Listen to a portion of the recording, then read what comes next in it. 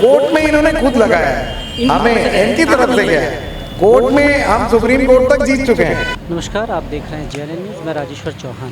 MTS multi tasking staff, ये वही staff है, कहीं भी लगा दो काम कर देता है। इनके काम की बारी आई तो धरने पर बिठा दिया सरकार ने कि हम नहीं मानेंगे, आप धरना दो। सीधी बात है, सरकार ने मांगे नहीं मानी तभी आए, वरना दिवाली है, सब अपने घर पे होते हैं, शॉपिंग करते हैं। सैलरी इतनी नहीं कि बैंक बैलेंस हो, तो चलो कुछ महीने निकाल दें। बात करते हैं, जानते हैं, दर्द है, पूरा देश दिवाली में है और ये रोड में है। जनाब 20 दिन हो गए, क्या ये मनवा पाएंगे दिवाली? अधिकारी ऊपर जो बैठे हैं, तरस आएगा इन्हें? देखिए, तरस आना होता तो अब तक तो आ चुका होता, क्योंकि 20 दिन से नहीं, 20 दिन पिछले 20 दिन से हड़ताल पहले नोटिस दिया था हमने। 2 साल पहले से लगातार मांग करते आ रहे हैं। उन्होंने कहा सोचा जाएगा, सोचा जाएगा। हड़ताल से पहले 3 दिन पहले मीटिंग की थी उन्होंने। मीटिंग करके ये कहा था कि हम आपकी मांग 7 दिन के अंदर मान लेंगे, लेकिन हड़ताल करोगे तो हम निकाल देंगे। इस धमकी की वजह से ये आज हड़ताल पे कर्मचारी बैठा है।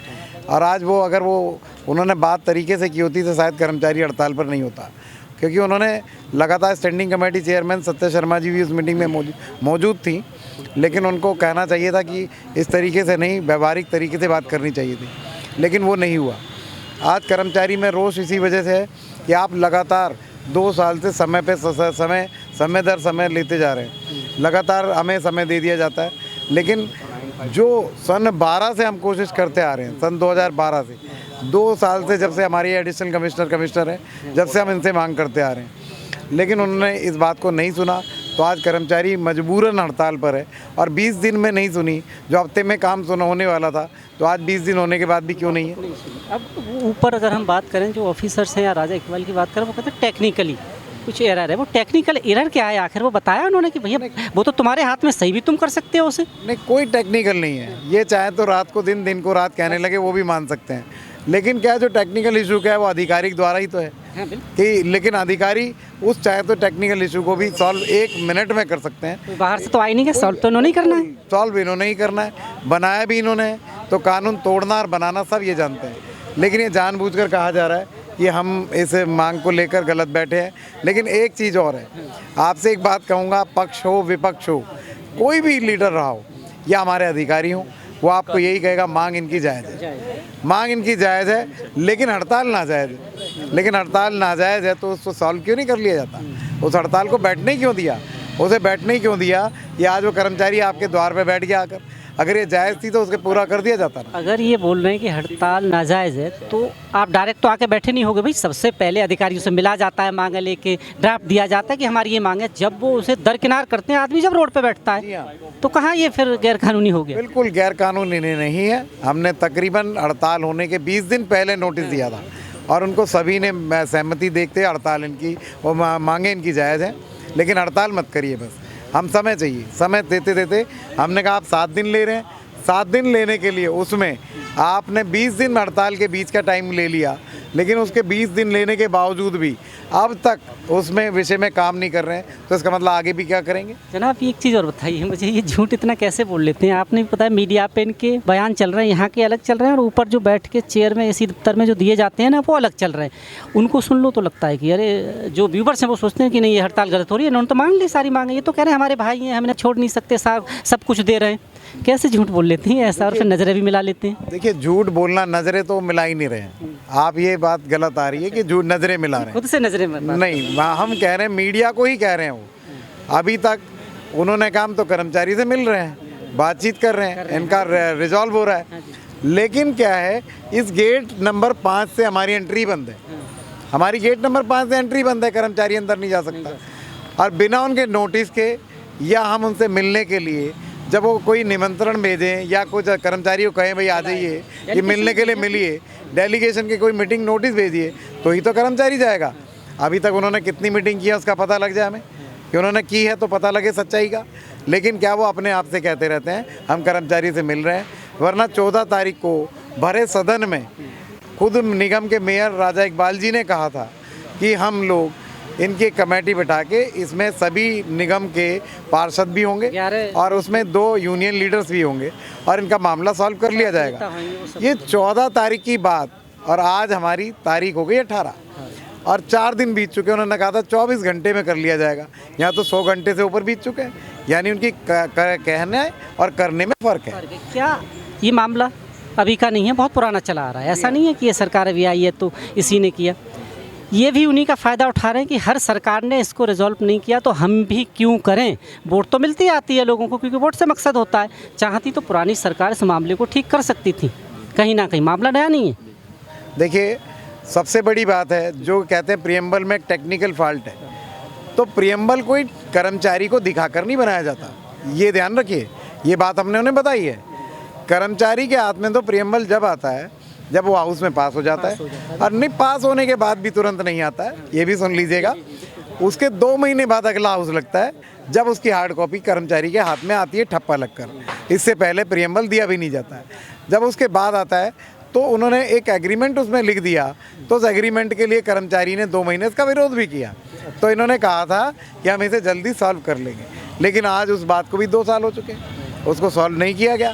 उसे कहते हैं टेक्निकल फॉल्ट है। कमिश्नर ये जब भी यही थे या बदल गए? जब भी हमारे उस टाइम ज्ञानेश भारती जी थे और अब अश्विनी कुमार जी हैं जी। अब ज्ञानेश भारती जी थे, लेकिन उनका कुछ टाइम बाद ही यहाँ से ट्रांसफ़र हो गया था।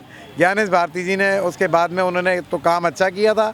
उनकी मीटिंग में कहा गया था इस कर्मचारी को पूरा न्याय मिलना चाहिए, लेकिन उस मीटिंग के बीच में भी जो हमारे निचले अधिकारी हैं उन्होंने हमारे साथ धोखा किया है। और उस टाइम बैठे हुए जो हमारे साथ में अधिकारी थे, अगर वो चाहते तो कभी भी ज्ञानेश भारती जी के कहे अनुसार उन कमिश्नर साहब का हम धन्यवाद करते हैं, उन्होंने जो मीटिंग में कहा वो पूरा किया जाता तो आज ही हमारे साथ ये नौबत नहीं आती। आपका ये जो मामला है कोर्ट भी गया है क्या? कोर्ट में इन्होंने खुद लगाया है, हमें इनकी तरफ से गया है। कोर्ट में हम सुप्रीम कोर्ट तक जीत चुके हैं। अच्छा, हाँ, सुप्रीम कोर्ट तक हम 2 साल पहले जीत चुके हैं। डबल बेंच में हम सन 19 में जीत चुके हैं, लेकिन उसके बावजूद भी ये सुप्रीम कोर्ट को बार बार चैलेंज करते हैं। 3 बार कंटेम्प्ट में भी हार चुके हैं, लेकिन उसके बार चैलेंज करते जाते हैं। यानी कर्मचारी कब तक लड़े। अब बात आ जाती है, आपने कहा कि 3 बार आप ये जीत चुके। क्या इस देश में 2 कानून चल रहे हैं, एक ऐसे अधिकारियों के लिए बड़े, एक आम आदमी के लिए? क्योंकि मैं बार बार कह रहा हूँ, अगर ऐसा ही अवमानना कोर्ट का एक आम आदमी के पास हो तो वो लेटर बाद में आता है, पुलिस पहले दरवाजे पहुंच जाती है उसे पकड़ने की, और इनको कोई नहीं। सच बात तो ये है, शायद सुप्रीम कोर्ट के ऑर्डर जी, निगम में बैठे शासन में लोग हाँ, अपने आप को सुप्रीम मानते हैं।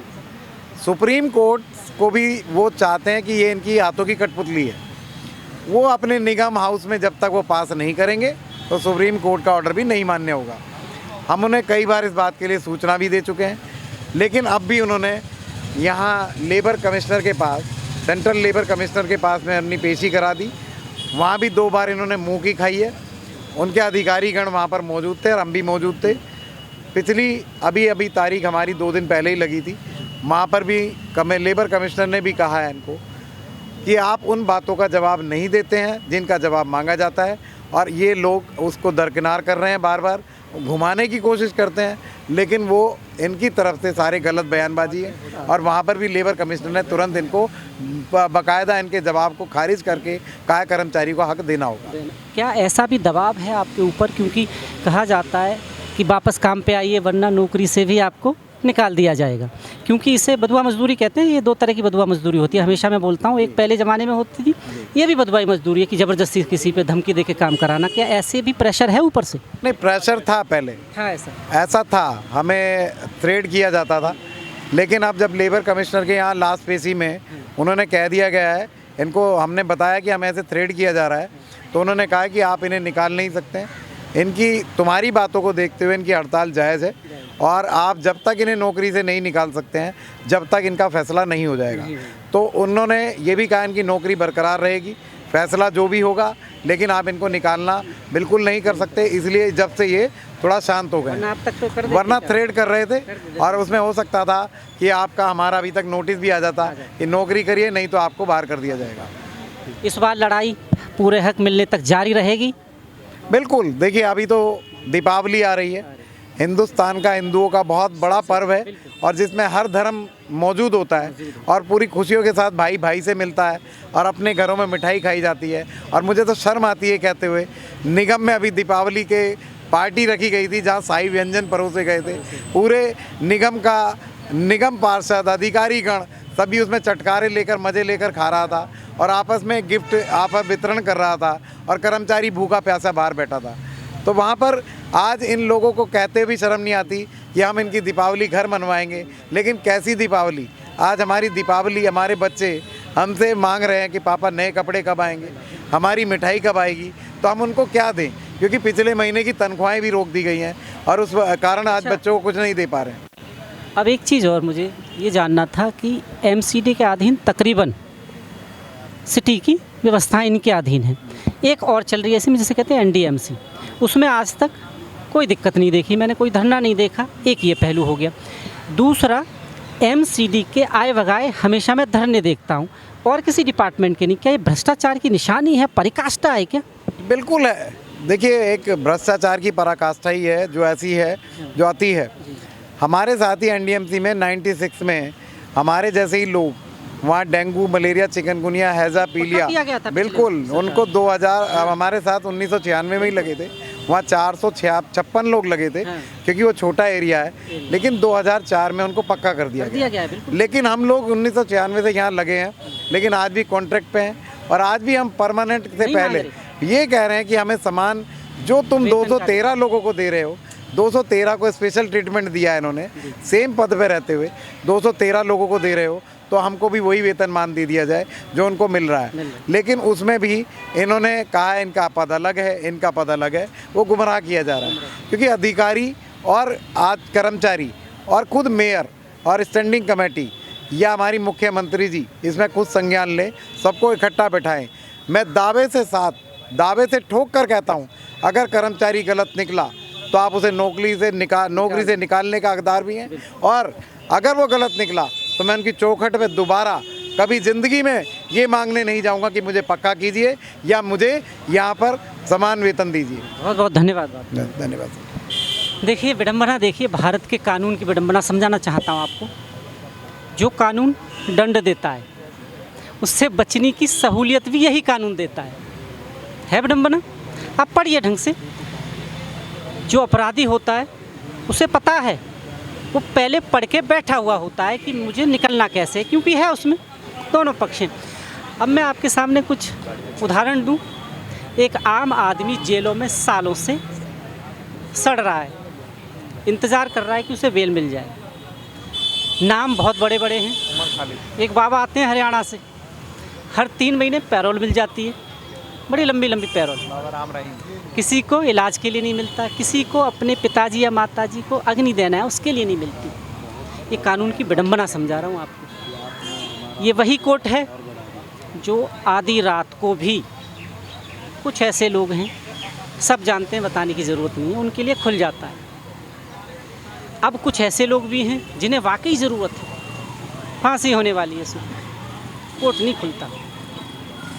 आपके हाथ में छोड़ रहा हूँ, आप सोचिएगा इस 21वीं शताब्दी में।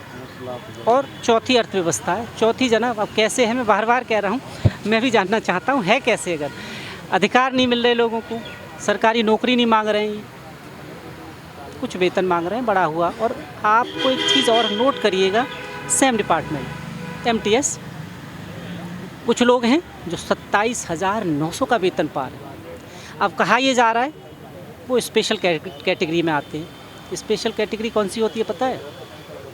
अपना वांटे रेवड़ी, उस कैटेगरी में वो ये शायद नहीं आते क्योंकि ये मेहनत करते हैं। बड़ी प्रथा है साहब, एमसीडी में लोहरी प्रथा है। घर बैठिए आप, बस कुछ फंड अपने दरोगा का दीजिए, नौकरी पर नहीं आना है, हाजिरी कंटिन्यू लगती रहेंगी। भ्रष्टाचार की प्रकाष्ठ का पूरा इतिहास है, बताने बैठूंगा तो दिन कम पड़ जाएंगे। और इनकी हालत देखिए, दिवाली है, हम जितना कर सकते हैं वो कर रहे हैं। आप देख रहे हैं JNN news, cameraman Ravi Kumar के साथ में राजेश्वर चौहान। धन्यवाद।